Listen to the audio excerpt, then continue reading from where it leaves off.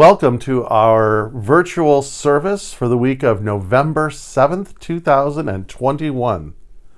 This month we are focused on gratitude, but how gratitude can lead to generosity.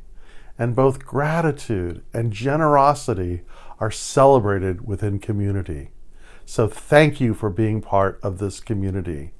And please settle in, allow yourself to be comfortable, and let's do this thing.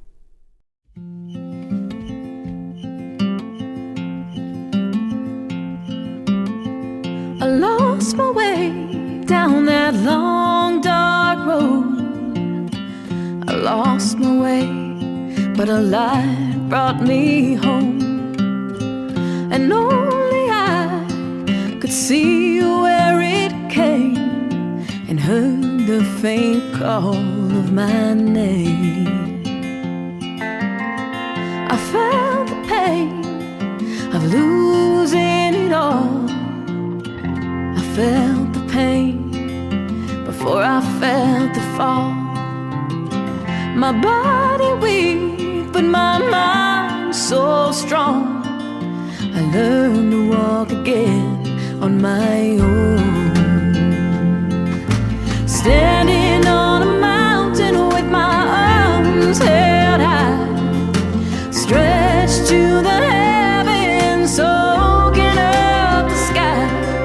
The beauty of a moment that doesn't pass you by. Well, I will cherish every moment till I die. Ooh.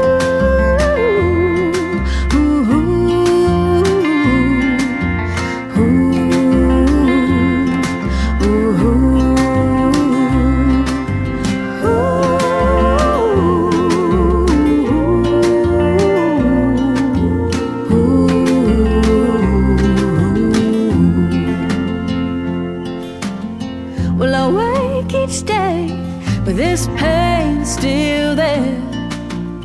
But each day I wait and send thanks somewhere. If I should stop being grateful for this, then let me give my life to someone else. Standing on a mountain with my arms held high, stretched to the heavens, soaking up the sky. The beauty of the moment that doesn't pass you by. Well, I will cherish every moment till I die. I will cherish every moment till I die.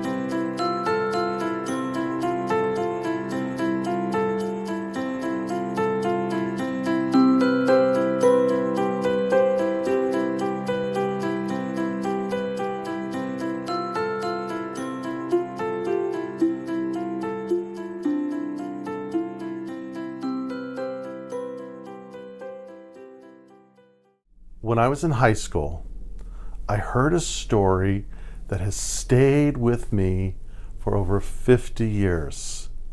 It's really just impressed upon my mind, and I think of it often. And periodically I'll share it in a talk or a lecture or a class. And I'd like to do that today. It's called The Barge People. And it begins like this. Many years ago, in a faraway place, or today, in another neighborhood, or maybe even right now, in front of your home, there is a long and winding river.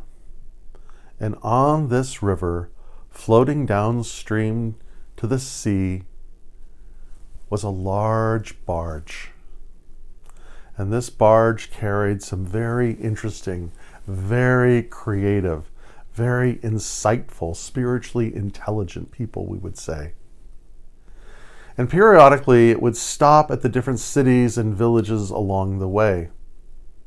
And members of the barge would go out into the city, and they would go to the areas, the parks, the back streets, the alleys, where the disenfranchised lived, those who were forgotten or ignored or pushed away. And they would inspire them with visions of the sea and the beauty and the adventure of a great travel. And so they would bring them to the barge, and these people would come with deep gratitude. And as they would enter the barge, those who were members of the barge itself would be so generous with their time and talents, instructing and letting these people become barge people. And the people that were going on board would be filled with gratitude, and they would just be filled with wonder and amazement and hope of seeing the sea. And on the barge would go. But there was a very interesting caveat that was also going on that new members didn't notice. Because when the barge would stop at a different city or village and invite people onto the barge, as it did, members of the barge itself would disembark, and they would go into that city, and they would live, and they would become part of that city or village. And on this happened, and on this happened, going and going and going, until finally, one morning, as everyone awoke and came on deck, they noticed that the river was opening into the sea. The sea, it was so exciting for everyone. And everybody was on deck, and they were noticing, and the barge was pulling away from land. As the river was emptying into the sea, so the barge was going out to sea. And then the people of the barge realized something. That all the original barge people had, throughout its travels, disembarked. And that those who were left on the barge were all those from the different cities and villages who had been invited to be on the barge. And they were nervous. They were frightened. They didn't know what to do. And so they watched. Further the barge would go, until all at once, all the people moved to one side of the barge to watch what was happening. It wasn't dramatic, but it was enough, because as they moved, the weight on the barge changed. It was small, but it was enough to turn the barge back to land, back into the cities. It was enough to change the city people into the barge people. And I just love that story because it speaks of so many things. It speaks of the generosity of those who are sharing their life and making room for others. It speaks to the gratitude of those who were not seen and now are seen. It speaks to this concept of what it means to live in community. It reminds me of St. Paul's letter to the Romans, where he says, I will call my people those who aren't my people, and the one who isn't well loved, I will call loved, beloved. This is the power of community. This is the power of gratefulness. This is the power of generosity, how it transforms us. Because through the generosity of others, we are instructed, we are healed, we are brought in. Through the gratefulness that we experience, we expand, we feel, we heal, we become regenerated. And through community, we become a mighty force. Diane Butler Bass says this: gratitude is not a transaction of debt and duty. Rather, gratitude is a spiritual awareness and a social structure of gift and response. We receive and we give back. We give and we receive. It's that great, powerful, healing balance of life. And you know, things like gratefulness, feeling grateful, feeling generous, they are absolutely emotions. They're feelings that we have. But there's so much more than that.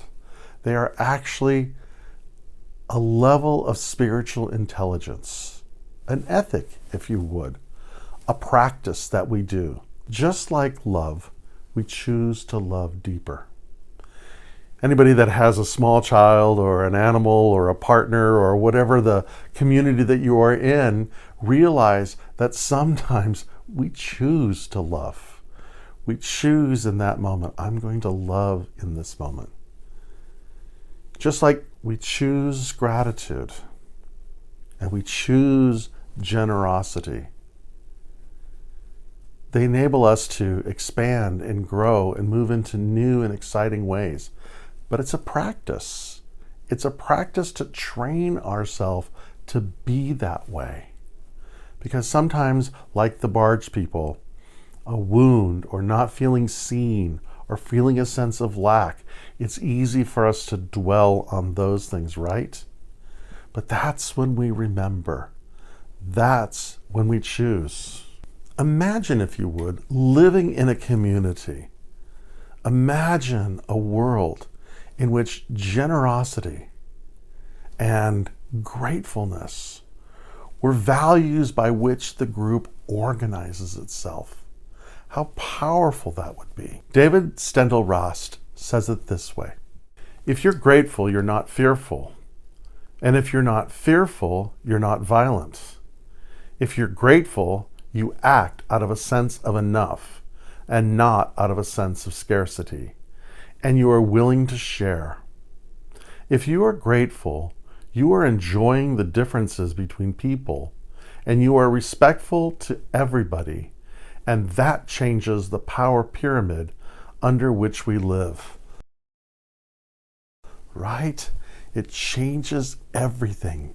It's a radical, disruptive, powerful way for us to live in the world. Because when we're grateful, we don't feel threatened. And we're not violent. We don't have to push back. When we're grateful, we can live an undefended life. And if we are living an undefended life, there is no experience of lack. And so it's easy for us to be generous, expansive. But you know, it's more than just a spiritual ideal. There is so much resource about how living from a place of gratefulness opens our mind to new horizons. People who practice gratitude at night sleep better. People who wake up practicing gratefulness have a better day. They seem to be more opportunities open to them. They seem to make deeper connections. When we are practicing gratefulness, we just naturally move towards our heart's desire. And so my invitation to each of us is to take on this month the practice of living from gratefulness and the practice of living from generosity. Melody Beatty says this: gratitude unlocks the fullness of life. It makes sense of our past, brings peace for today, and creates a vision for tomorrow. So yes, the practice of gratitude all of a sudden brings everything into context from our past. It inspires us to live for today, and it charts a course of happiness and well-being it is well worth doing. Really what we're talking about, in our annual theme of chop wood, carry water, finding spiritual fulfillment in everyday things, is really developing spiritual intelligence by the simple act of daily practicing gratefulness and daily practicing generosity and watching how this creates a community around us. I want to offer a practice for the month. It's something that was initiated by Ignatius of Loyola, who is the founder of the Jesuits. It's a form of prayer that Jesuits do every day, sometimes in the afternoon as a reboot, often in the evening as a way of reflecting upon the day. It's called the Examen, and it comes from the Latin word, the examination of the day. And it's a pretty simple practice. Consider these 5 steps. Become aware of God's presence. Review the day with gratitude. Pay attention to your emotions. Choose one feature of the day and pray from that. And look towards tomorrow. So I'm going to invite you to settle in right now, this moment. And let's practice this Examen. And as you become proficient at it, we're going to be doing it all month, if you'd like. Perhaps before you retire for the evening, or maybe on your lunch break, just pause and do this Examen. But let's do it now. So, settle in. Become aware of your surrounding and become aware of your breath. And let your mind, let your heart open to the contemplation of this loving presence that we call God. That life that is the only life. That presence from which all things proceed. This living, loving presence. And just invite this presence, be open to this presence to guide you as you consider the day.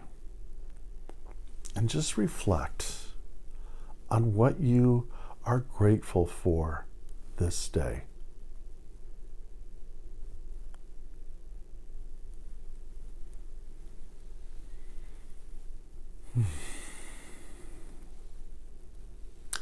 Just be aware of what you're feeling in this moment. And just breathe. And maybe ask for guidance for one thing this day that went so well that you're deeply grateful for. And maybe one thing this day that could have been done better. And open yourself to that divine guidance. And perhaps create a mental picture or speak an affirmation about how tomorrow will be to expand the thing we're grateful for.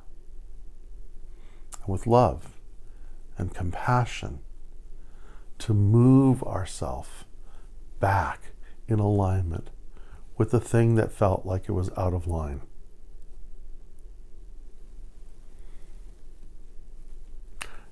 And now breathe yourself back.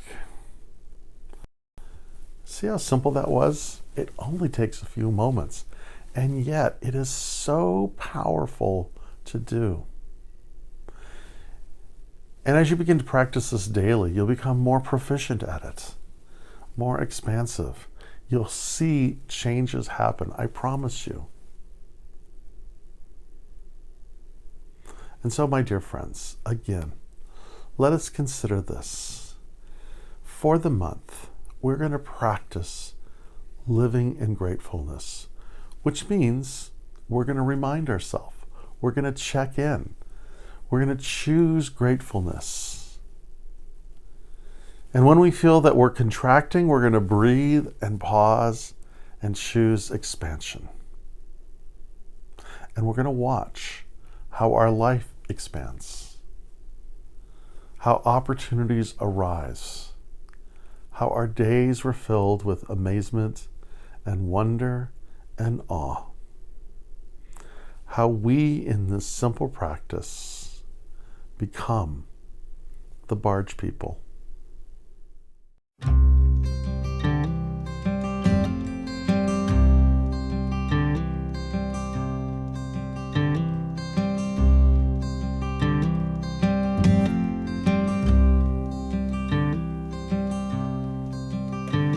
I'll sing you a traveling song, a song about searching, about moving along. Well, I may not be rich and may never well be, but in all of my travels I've got what I need.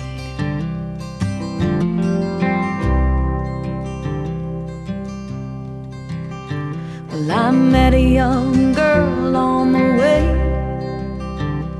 to Austin on a bus ride one mid-April day. She asked me about the guitar in my hand. I told her about all the shows I had planned. She told me that she was 18, and for the last 7 weeks how she'd been living by the Mexican border after a flood, rebuilding homes in the mold and the mud for folks who were living with less than most of us could ever fathom, I guess. And she had only a pillow and a small bag of clothes, had been on 3 buses since before the sun rose. Oh, how inspired I was by someone so young who would give up so much to help all those people who could never help her, spending her time just to better this world. Oh, I'll sing you a traveling song, a song about kindness, about righting a wrong. Well, I may not be brave and may never well be, but I hope I can learn from the people I meet.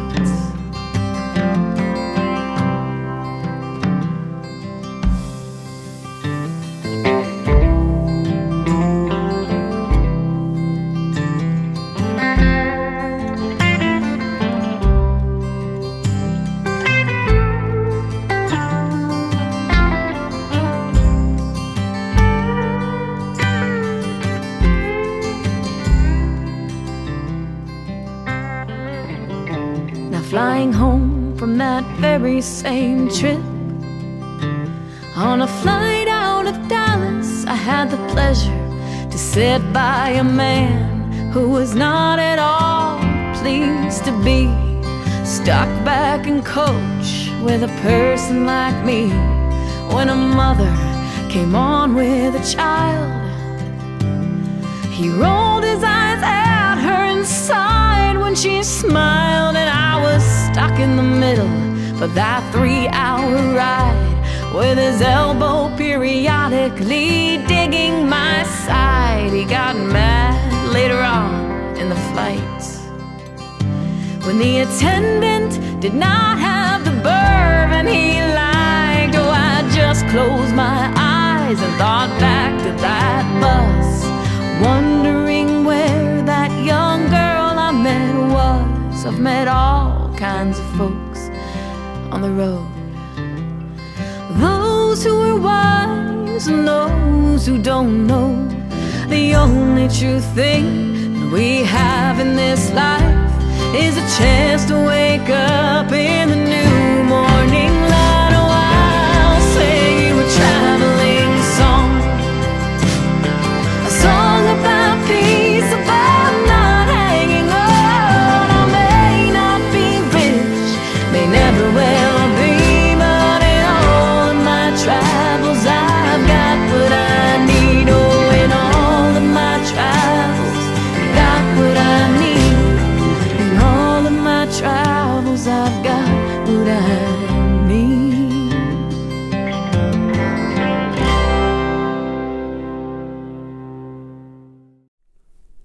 So every week I say thank you.